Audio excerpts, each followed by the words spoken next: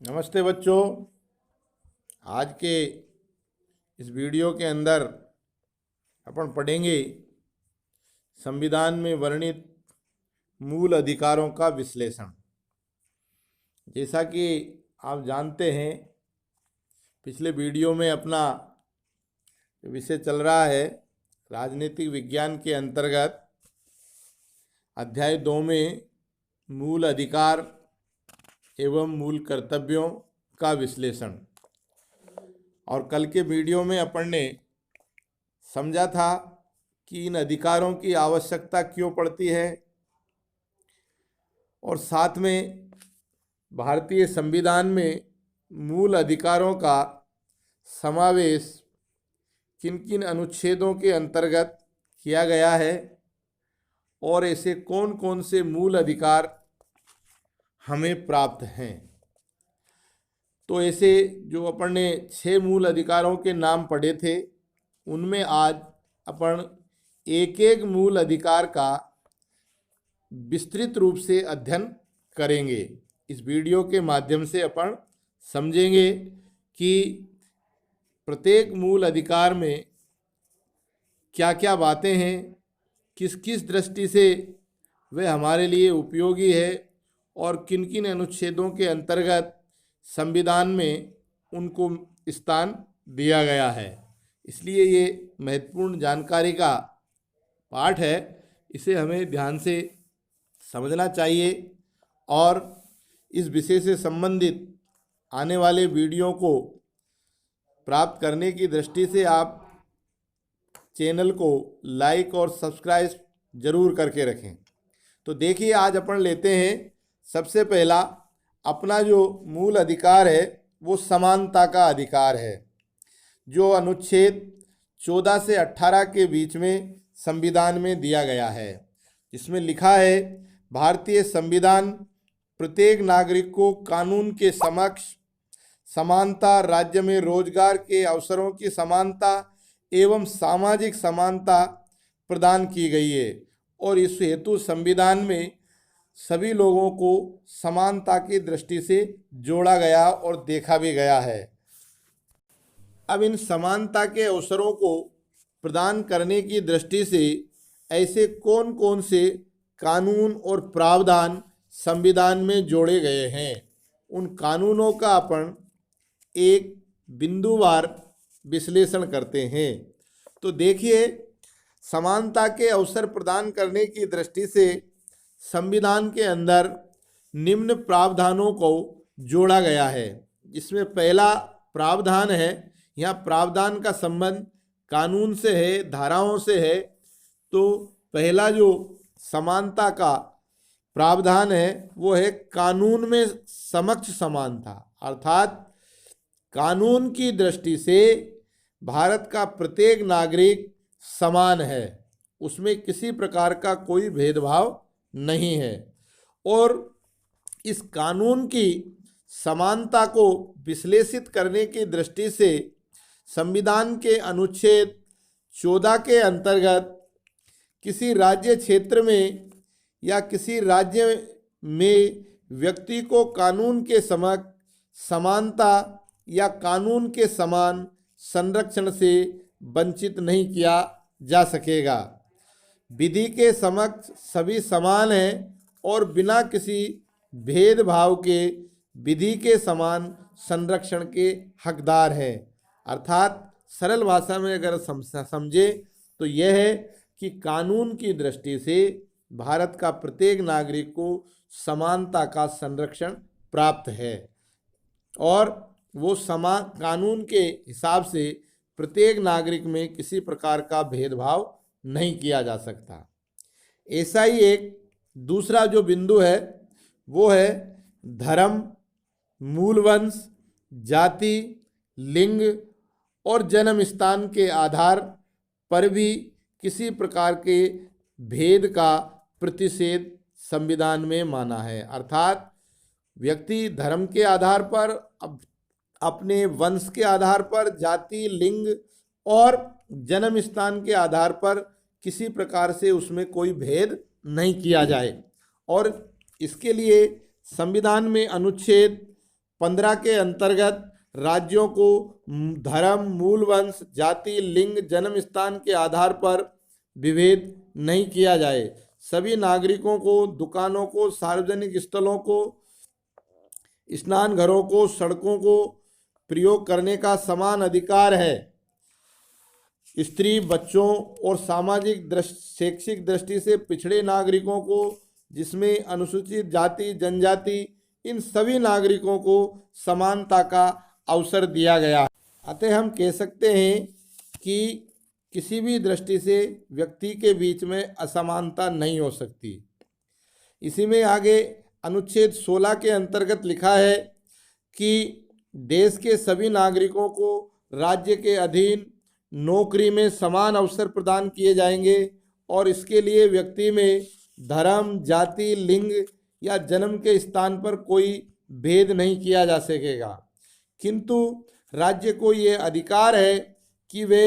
अपनी सेवाओं के लिए आवश्यक योग्यताएं निर्धारित कर सके और मूल निवासियों हेतु अलग से आरक्षण की व्यवस्था भी कर सके। इस आधार पर हम कह सकते हैं कि यदि आप ध्यान से सोचे तो ये पाएंगे कि वास्तव में आरक्षण का जो मूल उद्देश्य है वो समानता की स्थापना करने का है, न कि लोगों के अंदर किसी प्रकार का भेदभाव स्थापित करने की दृष्टि से है। और हम ये कह सकते हैं कि विशेष रूप से समानता को स्थापित करने के लिए समाज में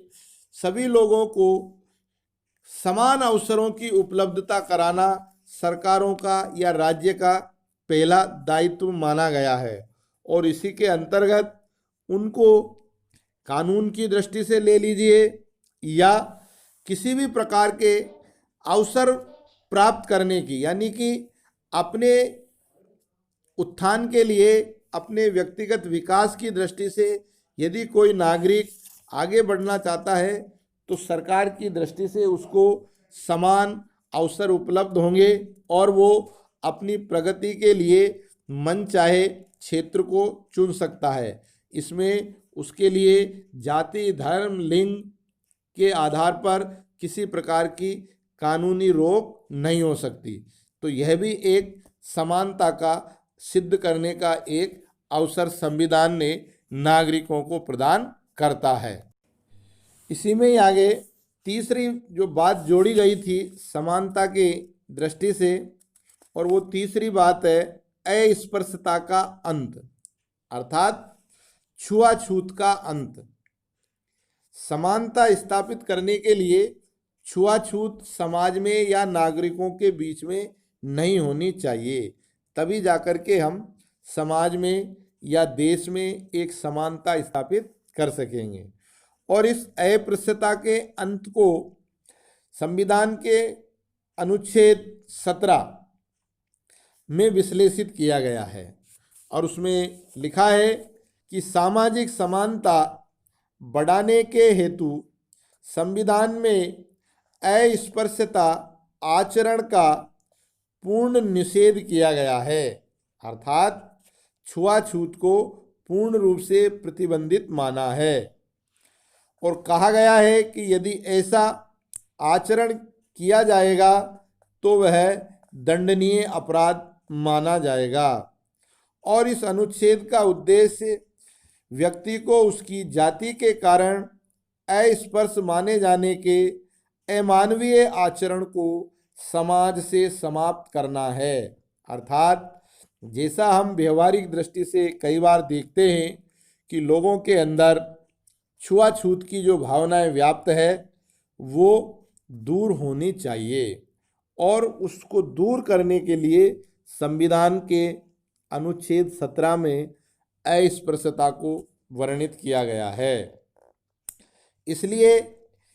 इस अस्पृश्यता को पूर्ण रूप से समाप्त करने हेतु सरकार ने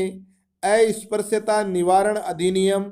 1955 का संशोधन करके नागरिक संरक्षण अधिनियम 1955 कर दिया है। इसी के अंतर्गत अनुसूचित जाति जनजाति निरोधक अधिनियम 1989 पारित किया है, जो ये बात को साबित करता है कि कानून अस्पृश्यता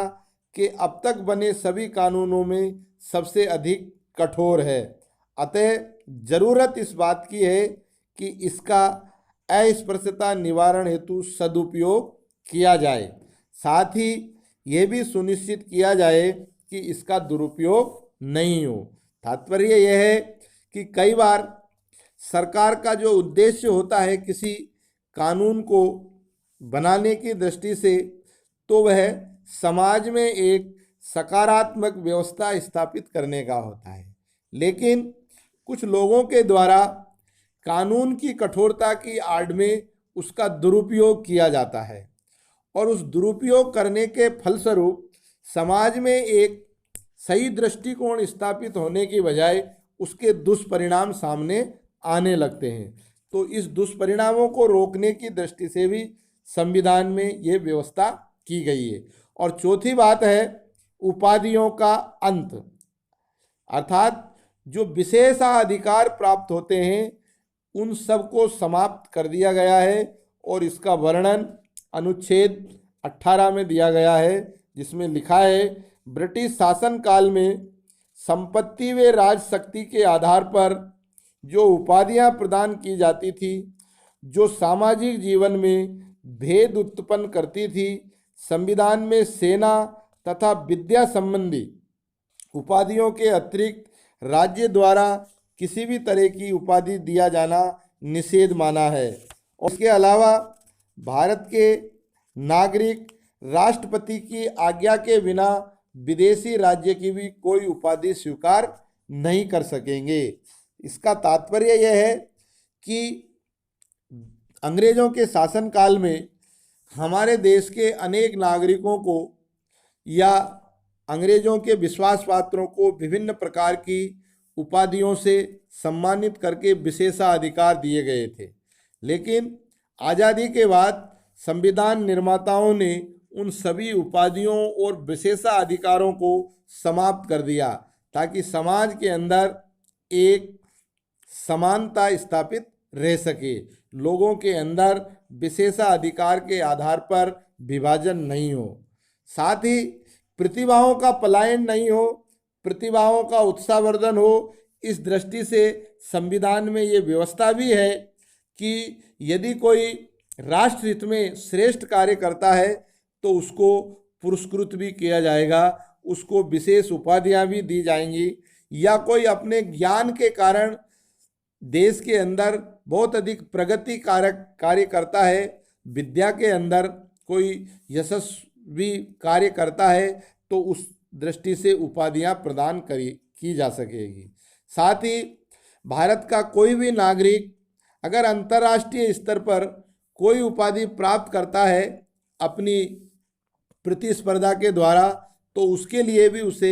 भारत के राष्ट्रपति की अनुमति लेनी होगी। इस प्रकार से इन तमाम प्रावधानों के आधार पर हम कह सकते हैं कि संविधान में समानता का एक अधिकार जो दिया गया है वो वास्तव में एक कारगर समाज के लिए मौजूद है, और इन प्रावधानों के आधार पर हम समाज में एक स्पष्ट समानता स्थापित कर सकेंगे।